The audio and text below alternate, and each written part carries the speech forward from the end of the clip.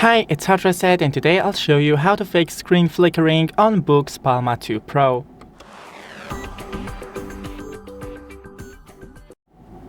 So first, find the settings, then go into the display.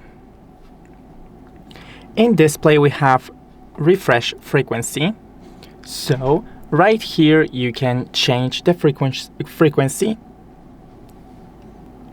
and see which one stops the flickering. I'll stick with the 10 taps. Then we have the brightness. You can lower the brightness of your screen.